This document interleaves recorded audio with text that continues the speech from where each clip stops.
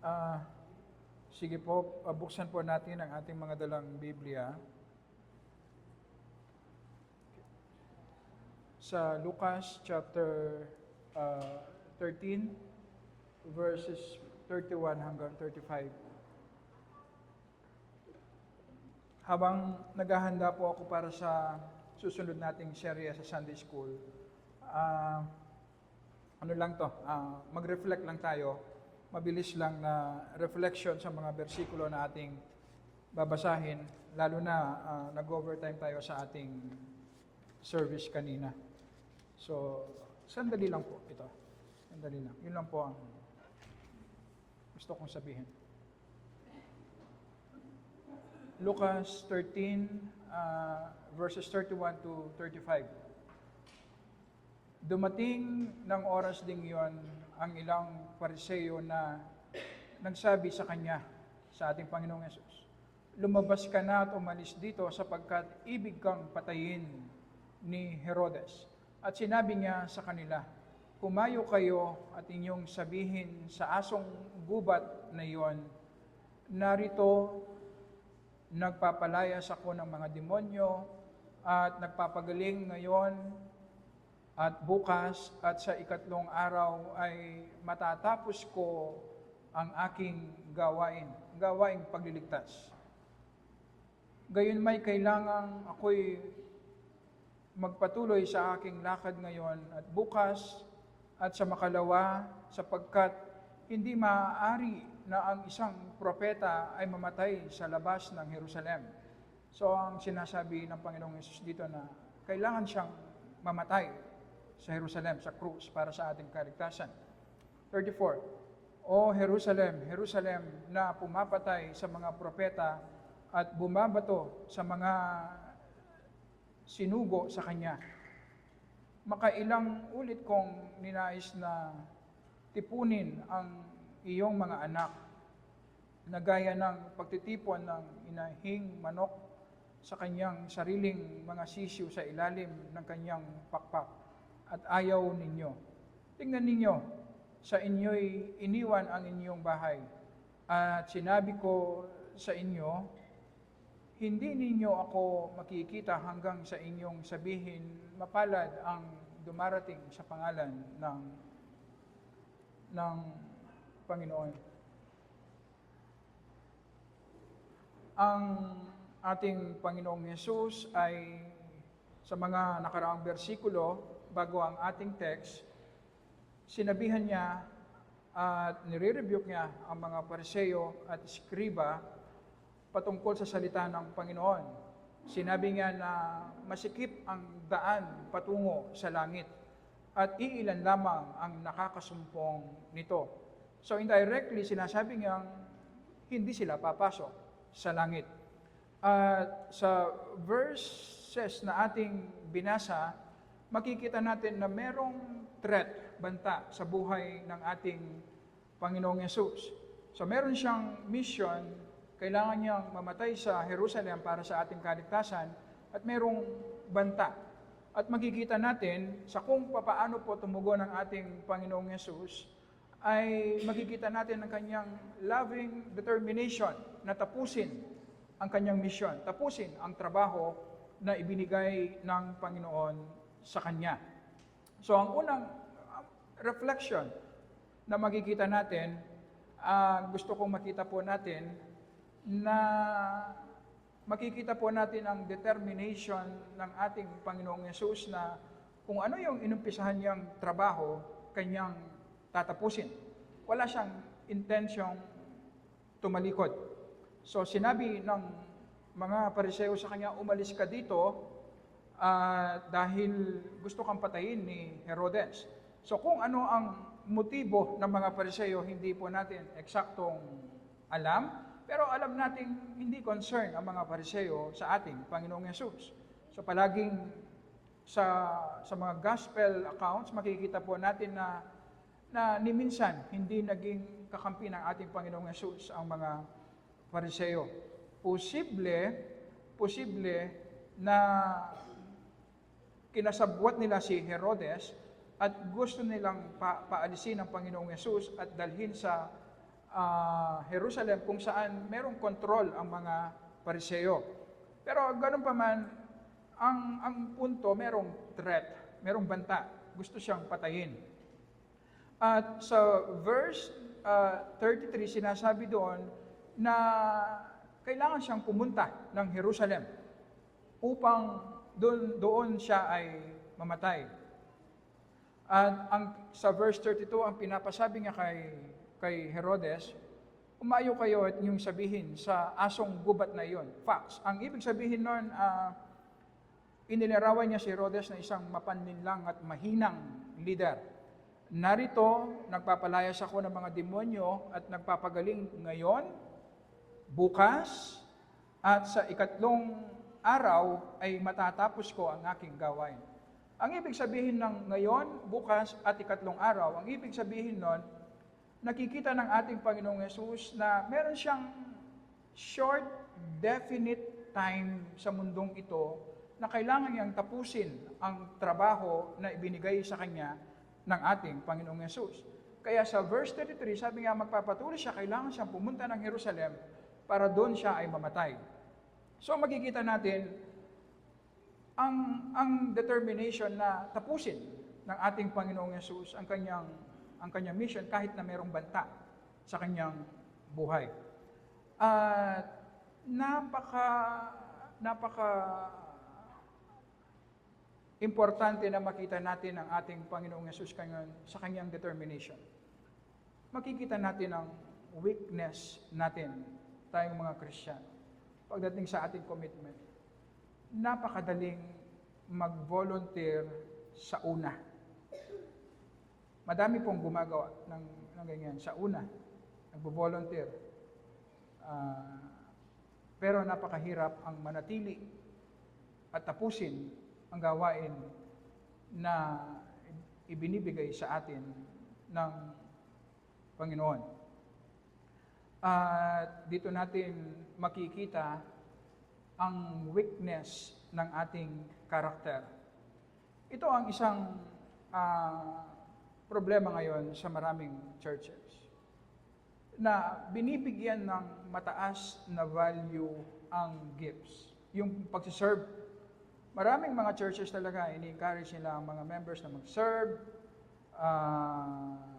Kung sino yung merong gifts na sa pagtuturo, paglilid, sila yung nagiging sikat. Kasi nga, ang priority at value na ibinibigay nila ay sa pagsiserve sa mga kaloob.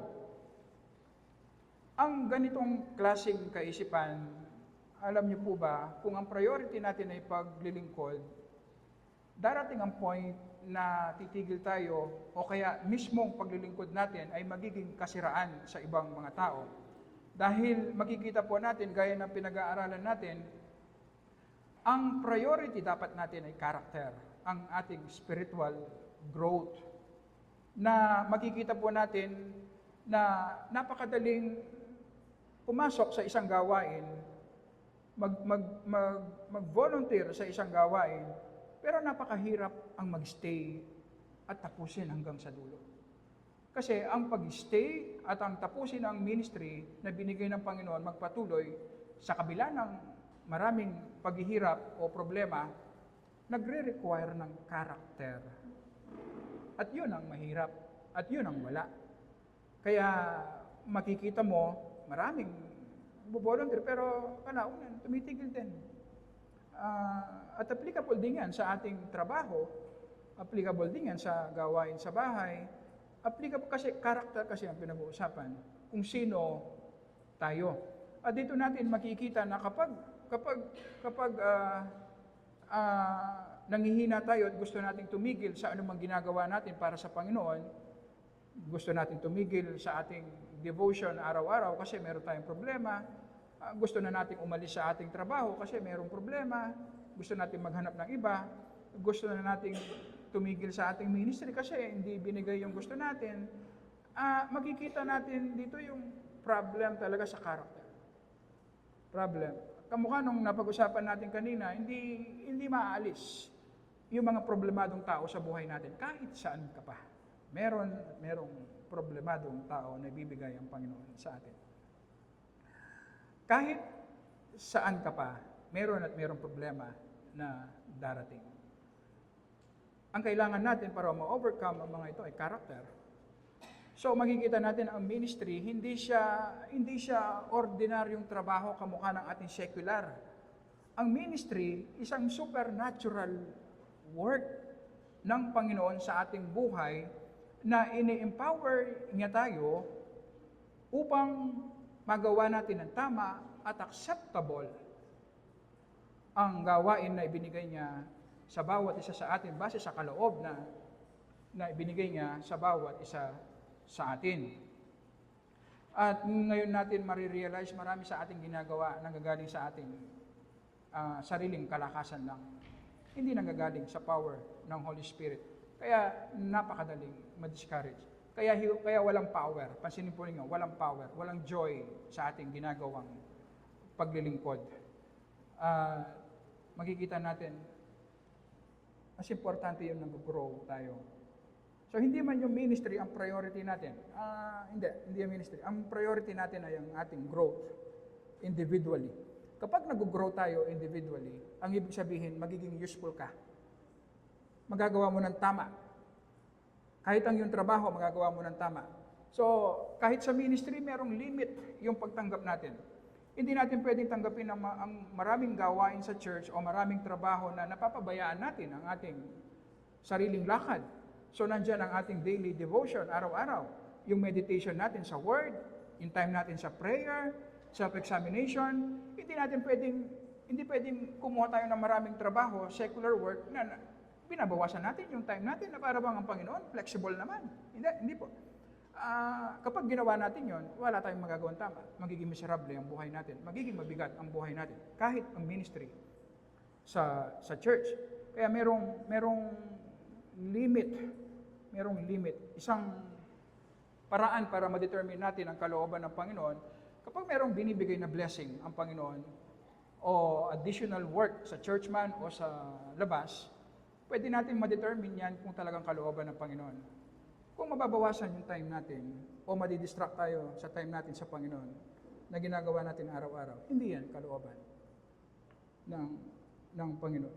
Kasi kapag nawala yung intimate fellowship natin sa Panginoon araw-araw, mawawalan ka ng power. Kahit yung trabaho mo, maghintay ka lang ng konti, maiinis ka, magkakaproblema ka, aalis ka, magre-resign ka. Kahit yung ginagawa mo sa church, magkakaroon ka ng problema, aalis ka din. Hanggang sa magpalipat-lipat ka, hindi magiging pagpapala. So yung character talaga ang ating priority. Kapag nag-grow tayo, hindi mahirap magpatuloy. Hindi mawawala yung mga problema, pero magpapatuloy tayo. Yun ang sigurado. Pangalawa na makikita po natin, ang ating buhay ay nasa kamay ng Panginoon. So ang ibig sabihin ng pinasabi ng Panginoong Yesus kay Herodes, sabihin mo sa kanya na ngayon, bukas, at sa ikatlong araw ay magtatrabaho siya, magpapalaya siya ng demonyo, magpipreach siya ng mabuting balita. Ang ibig sabihin, kahit si Herodes, gusto man niyang patayin ng Panginoong Yesus, hindi niya mapapatay. At ang sabi pa niya, kailangan kong pumuntahan ng Jerusalem at doon ako mamamatay. Ang ibig sabihin po, sinet na ng Diyos ang ating buhay sa mundong ito. Meron ng definite time na kukunin ng Panginoon ang ating buhay.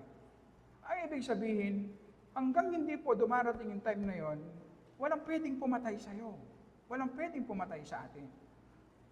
At kapag dumating na yung time na yon, wala rin tayong magagawa para pigilan ang kamatayan. Kung naunawaan po natin ito, magbibigay ito ng peace of mind sa atin. Peace of mind, stability. Marami tayong mga worries sa ating buhay, sa ating pang-araw-araw na buhay na connected sa ating survival. Bakit tayo nag-worry na kailangan mayroong pagkain araw-araw? Kasi gusto nating mabuhay. Kasi yung pinakamadala na pwedeng mangyari sa atin, tama, magugutom ka. Pero ang pinakamadala, yung mamamatay ka kasi wala ka nang kinakain. Nag-worry tayo sa ating karamdaman. ang worst na pwede mangyari sa atin, mamatay tayo. Di ba? O nag-worry tayo patungkol sa salapi. Ano yung pinaka-bottom line? Bakit tayo nag-worry patungkol sa salapi? Ayaw natin mamatay. Di ba? O ang sinasabi ng Panginoong Yesus, kung magkaroon tayo ng ganitong klaseng kaisipan, hanggang hindi dumating yung time na sinet ng Panginoon na mamamatay tayo. Walang sino man ang pwede pumatay sa atin. Wala. So marami sa ating worries, hindi naman nangyayari. Gawa-gawa lang natin. Tayo nagpapahirap ng buhay natin. Tayo lang nagpapahirap sa buhay natin. Sa kabilang banda naman, yung overreaction naman. At dahil gusto nating mabuhay, anong gagawin natin? Mag-overwork tayo. Di ba? Mag-overwork. Gusto mong makaipon ng marami. Bakit gusto mong makaipon ng marami? Gusto mong makasigurado kasi kapag nagkasakit ka, mayroong pera. Bakit? Gusto mo kasing mabuhay. Di ba? Kapag merong delikadong gawain na ibinigay ang Panginoon sa atin, anong gagawin natin? Iiwas tayo. Bakit? Kasi gusto nating mabuhay. Di ba? Kapag merong mabigat na trabaho na ibibigay ang Panginoon sa atin na malalagay tayo sa alanganin, tinatalikuran natin kasi gusto nating mabuhay, preserve ang ating buhay. So marami tayong ginagawa na makikita natin overreaction dahil gusto lang nating mabuhay. Pero ang sinasabi ng ating Panginoon, hanggang hindi dumating yung time na sinet niya sa atin, wala pwedeng pumatay sa atin. So anong ibig sabihin? Pwede tayong magtrabaho na maging responsable lang. Na kung ano lang yung ibinibigay ng Panginoon, na hindi natin kailangan mag-compromise. Na hindi natin kailangan sumobra. Kasi meron din tayong obligasyon na magtrabaho. Meron tayong obligasyon na maging responsable. Gagawin natin yon. Baka meron sa inyo pagkatapos nito, hindi na kayo magtatrabaho. Hindi po tama yun. Kailangan natin magtrabaho. Pero yung tama lang na para bang yung buhay natin nakadepende sa ating kita. Araw-araw sa laki ng ating kita. Hindi. Kaya nga marami tayong sinasayang na oras dahil lang sa overreaction. Dahil lang sa worries na hindi naman mangyayari. So, kung alam natin na ang buhay natin ay nasa kamay ng Panginoon, hindi tayo pwedeng mamatay ng mas maaga sa sinet ng Panginoon, hindi rin tayo pwedeng mabuhay ng higit pa sa sinet ng Panginoon, magbibigay ng peace of mind yan sa atin. At kung ano man ang ibigay ng Panginoon sa atin, gaano man kahirap, kabigat, delikado man, kamukha ng ating Panginoong Yesus. Kahit magkaroon ng banta sa ating buhay, magpapatuloy tayo, hindi tayo matatakot sa mahirap. Kasi ang buhay natin ay nasa kamay ng Panginoon. Ang buhay natin ay nasa kamay ng Panginoon. Magkakaroon tayo ng tapang na gawin kung ano yung tama. So, pangatlo na, huli na po to, pangatlo na makikita natin, makikita natin na mayroong determination ng Panginoong Yesus na tapusin ang trabaho na ibinigay ng Panginoon sa Kanya. At nagtitiwala siya na ang buhay niya ay nasa kamay ng Panginoon. Ang panghuli, makikita natin na ginagawa niya ang kanyang mission na mayroong pag-ibig. Mercy. Makikita natin yan sa kung paano niya makita ang Jerusalem na pinapatay ng mga Hudyo ang maraming propeta na pinapadala ng Panginoon at siya mismo papatayin ng mga Hudyo. Pero dinidesire pa rin ng Panginoon ang kaligtasan nila. Ayaw lamang nilang lumapit sa ating Panginoong Yesus. So makikita natin yung mercy. Ang mercy, ito ang pag-ibig ng Diyos sa mga taong hindi nila kayang iligtas ang kanilang sarili. Yun ang mercy. So makikita natin sa kung paano niya ginagawa ang kanyang trabaho, merong pag-ibig. Merong pag-ibig. Hindi yung basta-basta na lang nagagawin natin yung trabaho, bahala na. Bahala na kung sino yung masaktan. Hindi, merong mercy. Halimbawa, sa mga kapatid na pupunta ng Marcos Village, ito, struggle yan. Sa kagustuhan mong every Sunday, nandun ka, for the sake lang na nandun ka, wala ka namang pakialam sa mga tao doon. Wala ka namang malasakit. Ba't nandun ka pa? Kung hindi mo rin gagawin ng tama, ng merong malasakit. Kasi yung essence na nandun ka, ang ibig sabihin, nagmi-minister ka, naawa ka sa mga tao. Pero kung nandun ka, wala ka rin namang ginagawa, wala kang malasakit, useless yung pagpunta mo doon. So sa mga gawain natin dito sa church, ginagawa natin ang ministry ay para sa ikabubuti ng ating kapwa. Pinaglilingkuran natin. Hindi pwede yung pinaglilingkuran natin yung kapwa natin at the same time sinasaktan natin o sinisira natin. Hindi pwede yon. Merong pag-ibig, merong mercy, merong grace. So ito yung pinag-aaralan natin sa ating preaching na kailangan natin ang mga ito para magkaroon ng unity na sa bawat movement natin. Huwag natin kakalimutan, makasalanan tayo. Sa bawat movement dapat natin walang unnecessary problem. Walang masasaktan na hindi naman kailangan. Walang division na mangyari dapat. Kailangan, pwede naman tayong gumalaw na mayroong grace, na mayroong pag-ibig. Ito yung gusto nating mangyari. At dito natin makikita na ang power natin sa paglilingkod, nagmumula yan sa Panginoon. Maraming pagkakataon, hindi naman every Sunday gusto kong mag-preach. Hindi naman every Sunday gusto kong pumunta ng church. Madalas akong natitempt na pagod, daming ginagawa. Si Brother Elvis na lang mag-preach kasi yung Amerikano. Kaya pagkatapos ng gawain, gusto ko na magpahinga.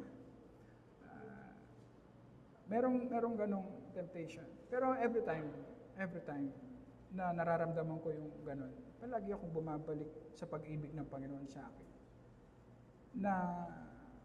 Na kamukha ng ating pinag-aaralan, ang Panginoong Yesus, ang bigat na kanyang kinarga at kinarga niya hanggang sa krus.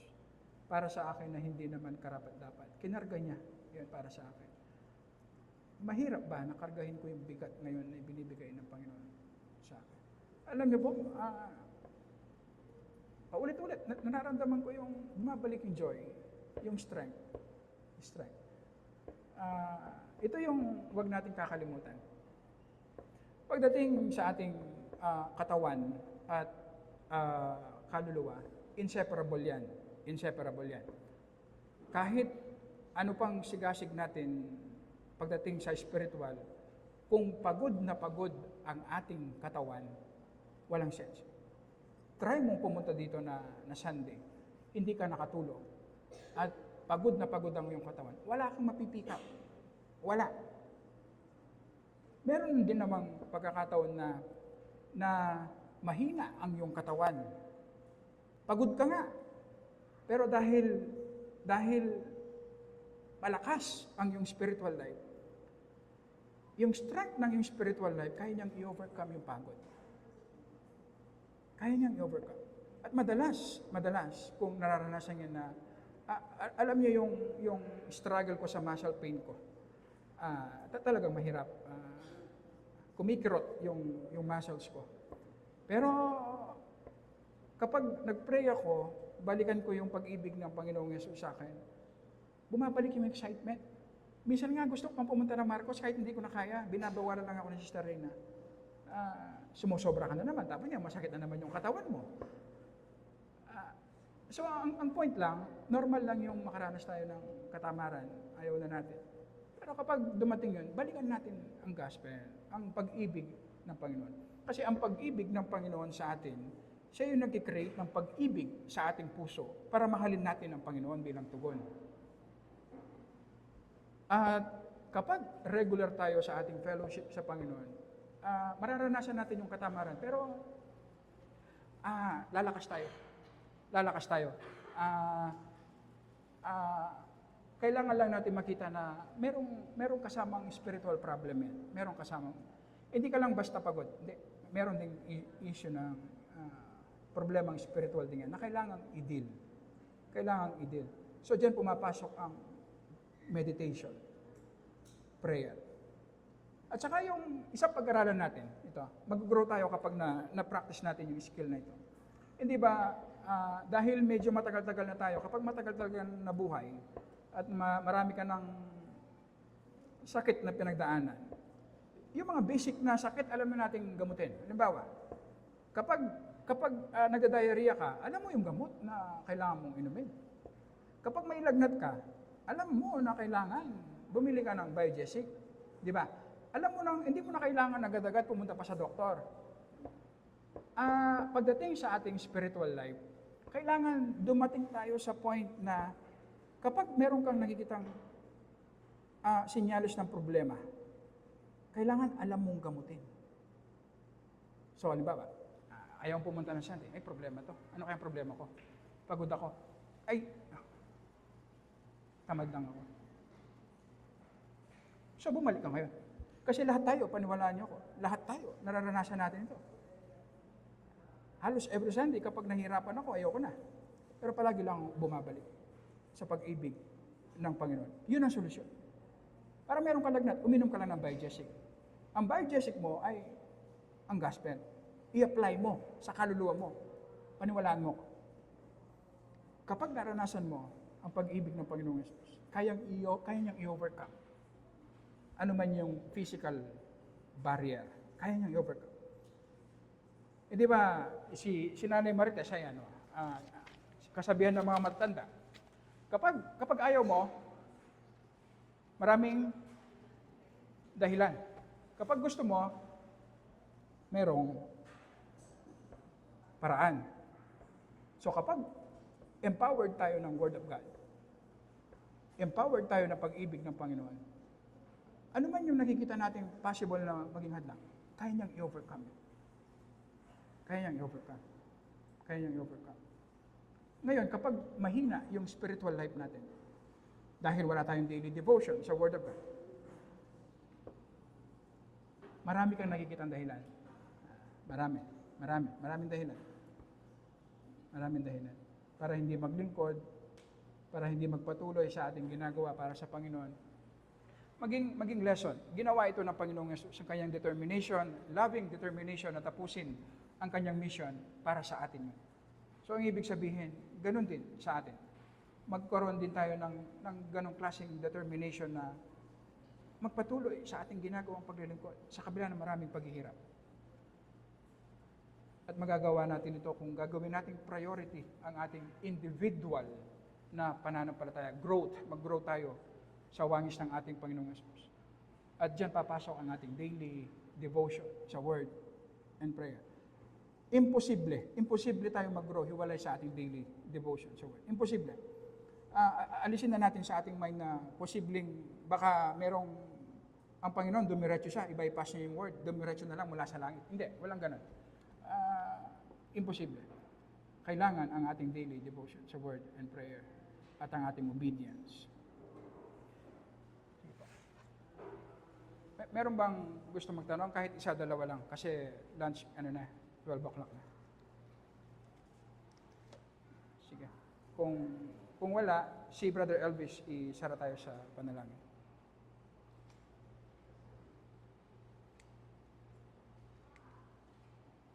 Thank you.